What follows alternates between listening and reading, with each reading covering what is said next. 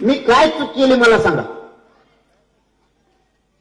समाजासाठी राजपाट करतो, उपाशी तापाशी राहतो, रक्त घालतो, समाजाच्या लेकराला मोठं करतो, रोज अंतर्वाहित लेकर येते. काय एक अशा गरीबाची लातूर जिल्ह्यातली मुलगी आली होती. त्यांचे आई बापा रडून सांगत होते, मी माझ्या आयुष्यात पूर्ण ताकदपणा लावली असती तरी माझी पोरगी मी कधीच MBBS करू शकलो नसतो. काल टॉपच्या कॉलेजला माझ्या लेकीचा नंबर लागला म्हणून सगळं गाव कुटुंब रडत होतं आनंदात. एकट्या लातूर जिल्ह्यात 30 मुलं लागले, एकट्या लातूर मध्ये. ते मास्तर आलं, भेद आलं, ते मला आपलं नाव सांगू नका बाबा, माया मग लागत. म्हणलं नाही सांगत बाबा, काय सांग. ते म्हणे 7 वर्ष इथून पाठीमाग 5 नाही तर 6 पोरं लागायची दरवर्षी. तुम्ही लातूरला यायचं कळालं, रातभर झोपलो नाही म्हणे मी. केव्हा येतोय तुम्हाला दाखवतोय. 30 पोरं पहिल्यांदा लागले म्हणे मराठ्यांचे, 30 पोरं पहिल्यांदा. आणि तो कोणतं तरी टॉपचं कॉलेज येते. राज्याचा डाटा मी आणखीन घेतला नाही. मग राज्यात किती लेकीबाळी गेले असते. आता पाठीमागच्या आठवड्यात भरती झाली महाविद्यालयात, 750 लेकर गेले हो आपले. मग तुमचा माझं मतभेद आणता कुठं. तुमच्या माझ्या लफड्यात नसलेला समाजाचा बळी जायचा. तुमच्या माझ्या साध्या चिल्लर नाराजीमुळं समाज कशाला पाण्याला लावायचा. आपण आपलं काही असेल तर आपण बघू, समाज नको पानाला लावायचा. एकदा जर समाज मोडला ना, उठणार नाही. बरं तुम्हाला खोटं सांगत नाही, एकदा जर समाज मोडला तर उठणार नाही. मी एवढा तग धरून आहे, माझी पाटणे थप्पीत नाही, इतका तग धरून आहे. उभा राहता येत नाही, चालता पण येत नाही, आणि त्रास पण लई आहे.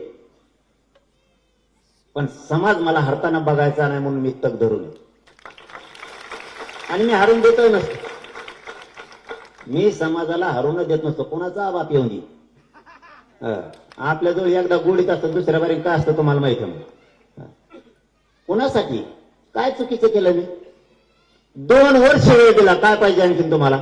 या संभाजीनगर मधून सरकारमधल्या सगळ्या मंत्र्यांना सांगतो, आणि विशेष करून देवेंद्र फडणवीस साहेबाला सांगतो. मी जास्त मीडियावाल्याचं ऐकतो. ते म्हणले थोडा आवाजावर बोलत जा. त्याला म्हणलं बरं जाऊन द्यावं, थोडं बोलत जा. काय करता म्हणाल. कारण माझा स्वभाव कसा आहे सरळ सांगतो मी तुम्हाला. जो माझ्या समाजाची सभ्य वागतो त्याच्या संग मी सभ्य वागतो. आपला धंदा तसला. माझ्या समाजाची तुम्ही सभ्यच वागत नाहीत, असभ्य वागता, माझ्याकडून कसं सभ्य भाषेची तुम्ही अपेक्षा करता. ज्या समाजानं तुम्हाला ही खुर्ची दिली कधीच मिळणार नव्हती, पश्चाताप करत होते, इतके मेटाकुटे लावला होता, पुरे हात टेकले होते. माझ्या मराठीशिवाय सत्ता नाही येऊ शकत कोणाची. आज तुम्हीच कुरघोडी करायला लागले मराठ्यांवरती. मराठी ही साधी सोपी गोष्ट नाहीये. उगा मी शांत बस म्हणतो म्हणून कुठे शांत बसते, नाही तर ते असे खळ्या खांतेत. ते म्हणतात आरक्षण राहू द्या, थोडं मागं बघायचं की एकदा यांच्याकडे. म्हणलं नको बाबा गप बस. हे रिअल आहे. हे जात उलट काही काही ओबीसीचे बांधव म्हणतात आपल्याला आंदोलनात असणारे, मराठी इतके शांत कसं काय म्हटले असते ना, हे कवच ऐकून घेत नाहीत. अरे म्हणलं बाबा आम्हाला असं उचकून आमचा देवारा केलाय. कुणीही म्हणतो तो पाटील आहे, मग पाटील म्हणले गेले की भया मागे सारी ते, आणि आपण सगळे तैतच आहेत. मला ना नुकसान न होता समाजाला काय जितकं देता येईल तितकं द्यायचा मी प्रयत्न करतोय. तुम्हाला काय करायचं, दगड हाणले तरी तुम्हाला आरक्षण पाहिजे, आणि शांततेत केलं तरी आरक्षण पाहिजे. तुम्हाला काही देणं घेणं का, तुम्हाला आरक्षण देतो ना. तुम्ही फक्त शांत राहा, दगड पेड जाळ पोळू नको. आरक्षण मिळतंय, टेन्शन घेऊ नका तुम्ही. नुसतं गोटागोटीनंच आरक्षण मिळतं असं काय नाही. मी याच्यापेक्षा काय करू या राज्याला माहीत असावं. राहू द्या रे, शांत उभा राहा. बाकीचे त्यांना नाही खाली बसायचं. तुम्हाला काय करायचं, त्यांना उभं राहायची सवय.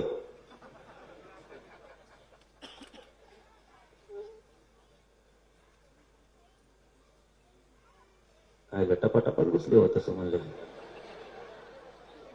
आबा याच्यामुळेच मराठ्यावर जळत येत आपल्या ते म्हणजे हे मराठी एका नका ऐकत आता पहिले असं होतं तैट व्हायचे आता मग खाली बस म्हणलं ते मग नाही बसायचं बाबा तिकडं आता आपण आता मग खाली बसतो जागा देतो आणि तुम्हाला एक सांगू मला हौस नाही या जागेची होता नाही सांगत पण बरं झालं ते समाजाने केलं आणि समाजाने सुद्धा मोठं मन दाखवलं रेंड्यात बसा सवय लागले मराठ्याला म्हणूनच मराठा सुधारणार आहे आता आपण जशी सवय असेल तसं समोरच्या लागतं तुम्हाला महत्वाचा मुद्दा सांगत होतो ए पोराव इकडं कोण बुडबुड बोलायचं बंद करा बरं का बारीक बारीक असले तरी तुम्हाला आरक्षण नाही लागत का खरं मतदानच महत्व त्यांना एकदा मोठं होऊन द्या बघा मग ते कसं करते तुमचं कोणाचंच ऐकत नसते ते बारकाल्या पोरांनी बोल नका आता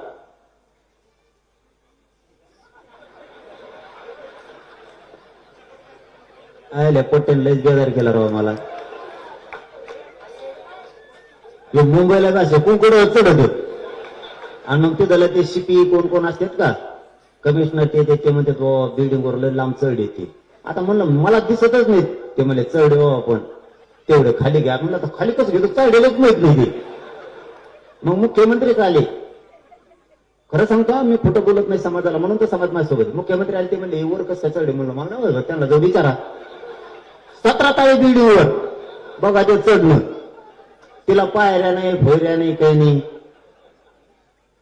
त्याच्यात सुद्धा हे मुंबईत त्यांना टेन्शन येत आहे ते आता दाटून तर खल नाही घेतल्यासारखं करतंय मला त्यांच्याच मंत्र्यांनी सांगितलं हा बघ मायानं रात पोटात असं होतं ते म्हणले त्याला फुल टेन्शन आलंय पण ते दाखवतोय असं नाही का एखादा नाही का घेतच नाही कोणाला असं दाखवत असतो बळच छातीकडे जातो मी छाती काढून ते का एवढी एवढी बी नाही सगळी काढून का करतो तसं झालंय त्याच ते घाबरल्यासारखं दाखवत नाही फक्त आणि मग ते येतं आणखीन मराठ्याची दखलच नाही घेतली असं असं चाललेलं आहे पण त्यांचे मंत्री म्हणतात लय पातळ झाली मी नाव सांगून बरं का कचाट्यात आलं घेऊ मंत्री म्हणला म्हणून त्याला काय मग काय चाललंय